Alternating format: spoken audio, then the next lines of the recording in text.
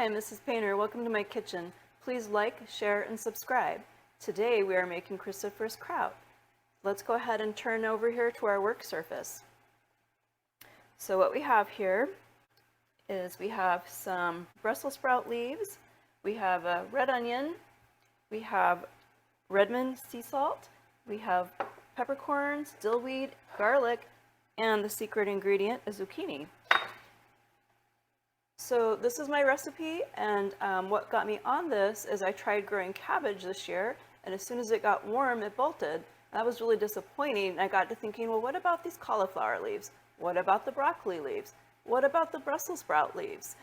The problem with those is they don't have a lot of moisture content in it, but if you add a zucchini, or maybe even a cucumber, that's all you need to make it work. So let's get started.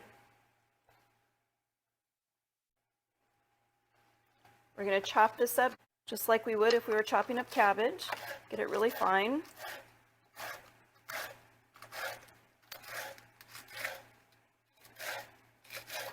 And I've been told this is a cheese knife, but I love it for chopping vegetables.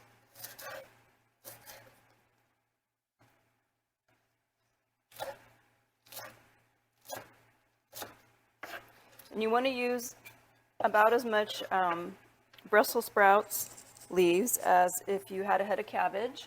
You can see my colander is full back here, and that's about right.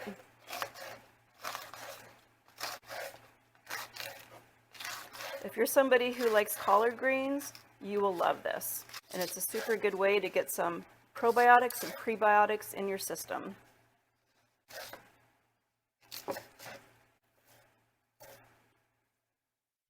The leaves that have the not as strong of a flavor would be the cauliflower. Those are amazing. I often use those as greens in soup.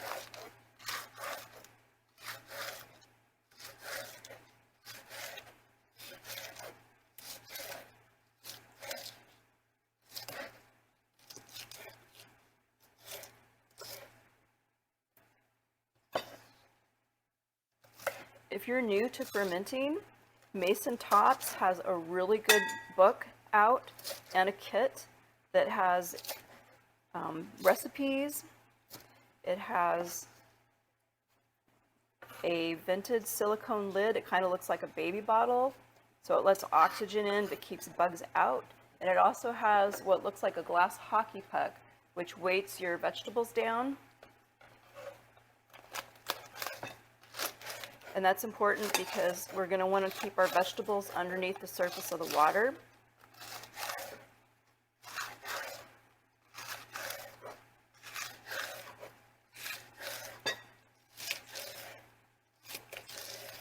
And this knife is really sharp, so I'm going to watch my hands very carefully, and you should watch yours as well. You don't need any cuts in the kitchen.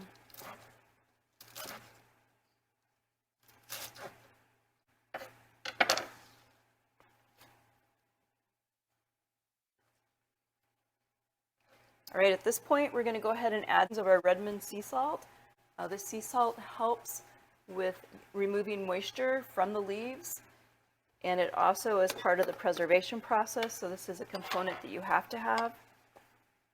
I sometimes use Himalayan sea salt. You want a salt that's as natural as possible.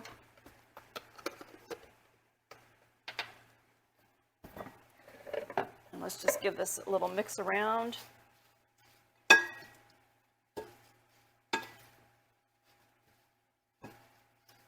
There. So that will get the process going.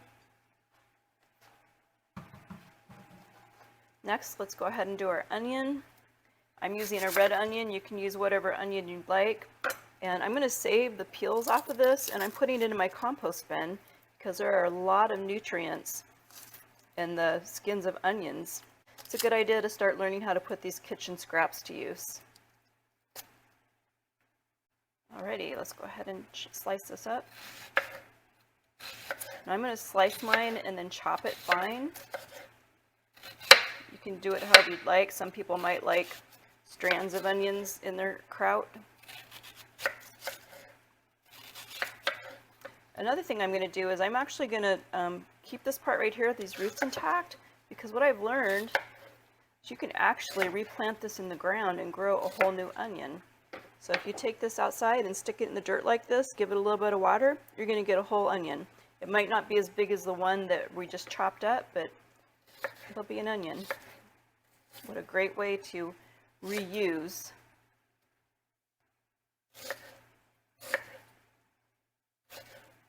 If you had a good vent on your stove and you were able to have your board close enough to the vent, that would be a great idea.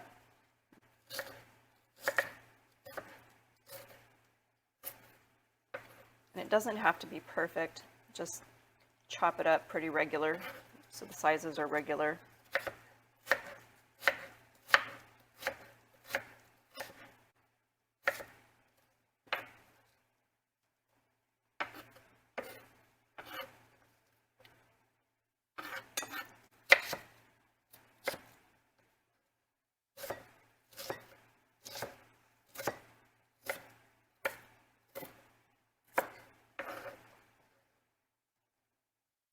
In the description of my video, I will include a link to the fermenting guide by Mason Tops, because they do have a really good kit out there.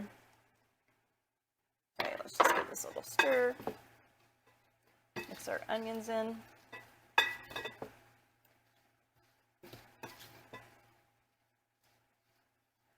What a beautiful green color this is. Now we're going to peel our zucchini. Let's chop the end off.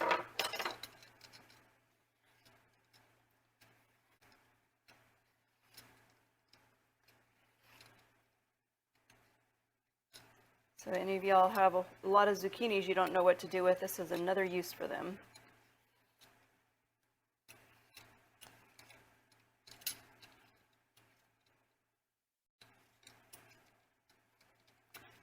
All right, and this part is going to be really easy. We're just going to take our grater here.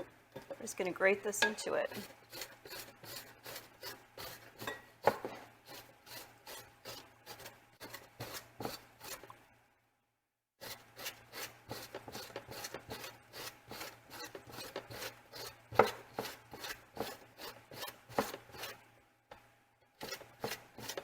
Just watch your fingers, don't accidentally grate them. All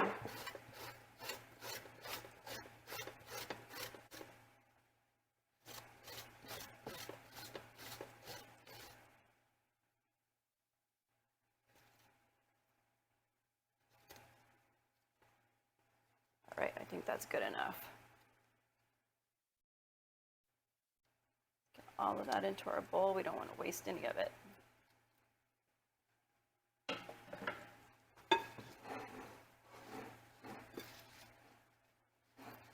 Stir, get it all mixed in.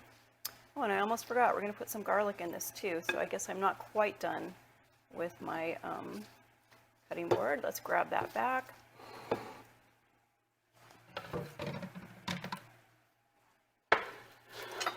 And all the scraps from this are going in the compost bin. So let's just get 3 cloves of garlic here.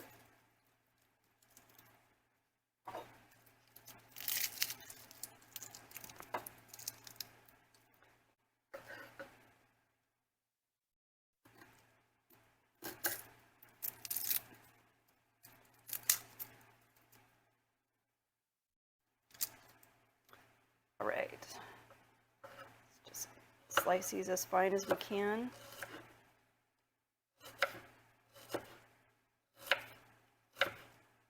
I'll give them a little bit of a chop too. That's one thing I love about this Cutco knife. It's great for chopping things.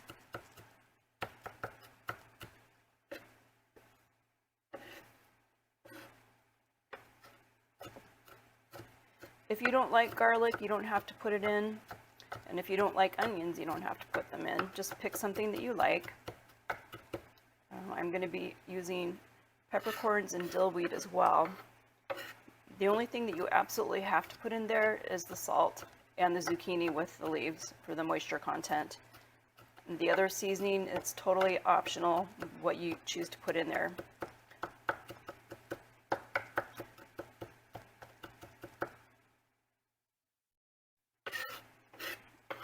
Okay, that wasn't so bad.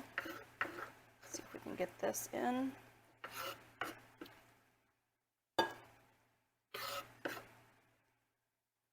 All right, now we are done with our board. Put that back. Give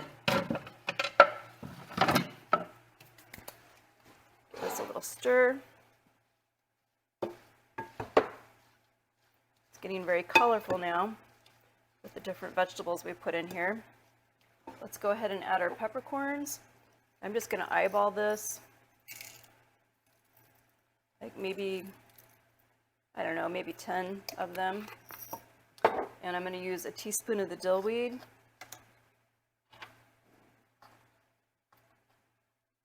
Let's see here. That's about right. I personally like the dill a lot. Let's give that a little bit of a stir in. Now the next thing we're going to do is we're going to actually pound on this because we want to get the moisture to come out. We're going to want to see water at the bottom of our bowl. And you could actually maybe make this a little easier on yourself by letting this sit for 20 minutes with the salt. So one other step I like to do, my jar has been washed with soap and water. The directions don't say that you have to sterilize them, but what I like to do is add about 2 inches of water to this jar and microwave it for about 3 minutes so it boils. So let's do this right now so that it has a chance to cool off by the time we're ready to put our cruciferous kraut in the jar.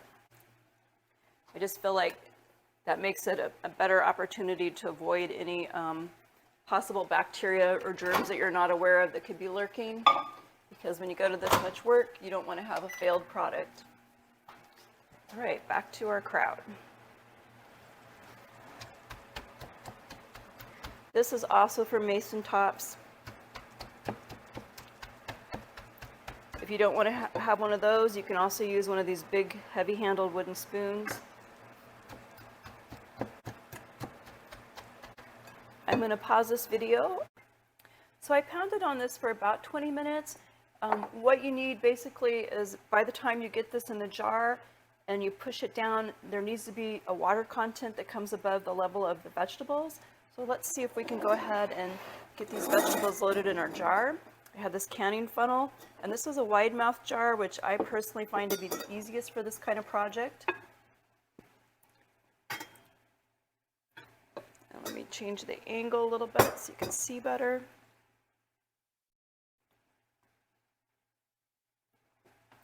There we go.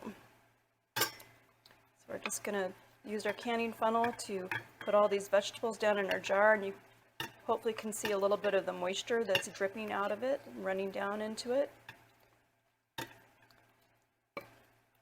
The volume comes down quite a bit after you've been pounding on it. Let's see here.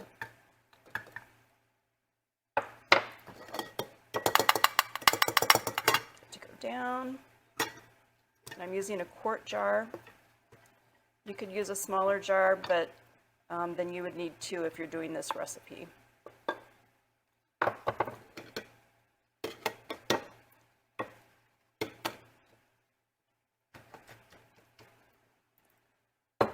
It's not cooperating with me.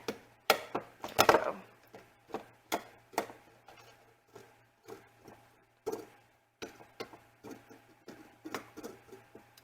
You'll notice we're using glass here, not plastic. You don't want to ferment in plastic. Okay.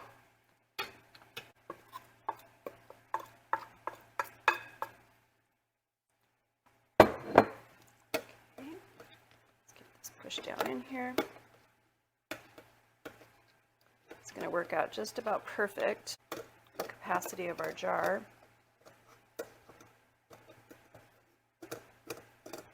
These funnels are so helpful.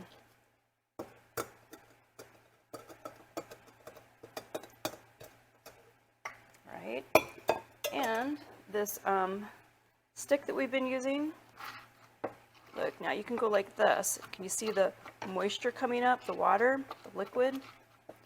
That's what we need so that our vegetables end up being below water. And these are actually going to produce a lot of water. Lactobacillus multiplies. All right. So now, if you don't have one of these little glass hockey pucks for mason tops, you can use a cabbage leaf. There we go. And this water content's going to come up, so it's okay if there's just a teeny bit sticking up there, but this fundamentally just weights the vegetables down so the water can rise above the level. And then you could use, if you didn't have this here, this is a silicone lid that's got a little air vent in it. If you didn't have this, you could use a fabric over here. So we're going to put this on like this. And we're just going to screw this top on. And I am going to put a little bowl under this because, believe it or not, as this gets to fermenting, what's going to happen is the water level is going to rise up, and more than likely it's going to come out the top, and so it's good to have a dish under it so you don't end up with fermentation liquid all over your countertop. And this should always smell good. If it smells bad, it means something went wrong.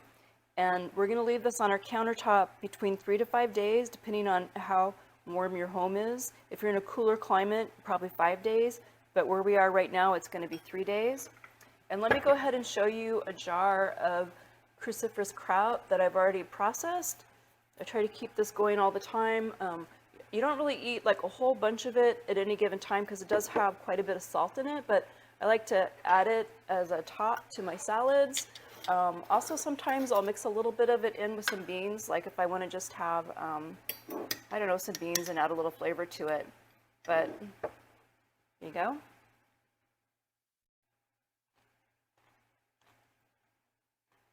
Very good.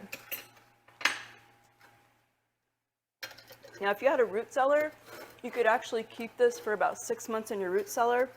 We're going to go through this pretty fast. It'll last us at the most a month. And it's pretty hot where we live, so we're actually going to put ours in the refrigerator. So you'll have to be a judge of your climate for yourself. But I hope you enjoyed this video. Thank you so much for joining me today.